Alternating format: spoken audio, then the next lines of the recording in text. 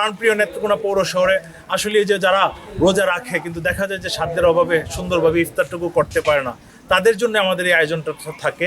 সেই সাথে যারা পথচারী থাকে দেখা যায় যে ইফতারের সময় একদম কাছে চলে আসে, সময় স্বল্পতার জন্য বাসায় যেতে পারে না, তাদের জন্য আমাদের এই আয়োজন। আমরা প্রতিদিন 500, 550, 600 প্যাকেট আমরা প্রতিদিন করে থাকি। বিশেষ করে আমরা ডিম খিচুড়িটা বেশি করি। সেই সাথে যেহেতু রমাদানের মাস, সেই সাথে জুম্মার দিনটা থাকে আলাদা আমাদের জন্য এবং প্রত্যেকটা মুসলমানের জন্য অনেক বেশি সোয়াবের দিন। আমরা সেদিন চেষ্টা করি প্রায় 1000 প্যাকেট করার জন্য। সেদিন আমরা মুরগি থাকে, মুরগির সঙ্গে খিচুড়ি থাকে, এরকমভাবে এক এক দিন এক এক রকম আমরা ইফতারি নিয়ে আমরা নেত্রকোনা প্রাণপ্রিয় পৌর শহরে প্রত্যেকটা রোজাদার মানুষের কাছে যেতে পারি কিনা জানি না, চেষ্টা করি আমাদের জায়গা থেকে ক্ষুদ্র প্রয়াসে। আসলে আমাদের স্বাদ আছে অনেক, সাধ্যটা আসলেই কম। তারপরে চেষ্টা থাকে যতটুকু সাধ্য আছে সেই সাধ্যর মধ্যে সাধ্যটাকে ইচ্ছা শক্তিতে রূপান্তরিত করে যতটুকু পারি মানুষের পাশে দাঁড়ানোর চেষ্টা করি।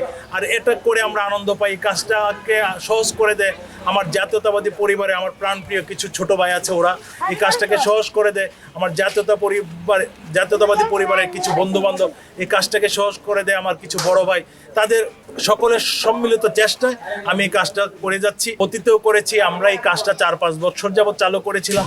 বিগত সময় আপনারা জানেন 5ই আগস্টের আগে একটা অন্য সরকার ছিল।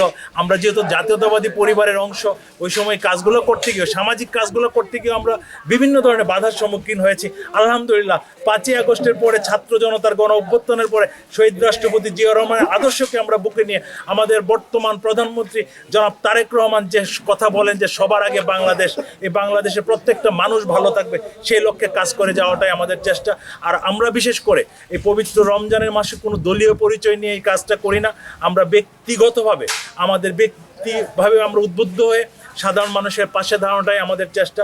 মানুষের মাধ্যমে মানুষের ভালোবাসাটা পাওয়াটাই আমাদের ইচ্ছা এবং সেই সাথে পরম করুণাময় আল্লাহ তাআলার সন্তুষ্টি লাভটাই হচ্ছে আমাদের মূল আকর্ষণ। পৌর শহরে ধারাবাহিকভাবে 1 নং ওয়ার্ড, 2 নং ওয়ার্ড, 3 নং ওয়ার্ড সহ 9টা ওয়ার্ডে বিশেষ করে প্রত্যেকটা স্পটে এক একটা ওয়ার্ডে 4টা 5টা স্পট করে আমরা ধারাবাহিকভাবে দিয়ে যাচ্ছি।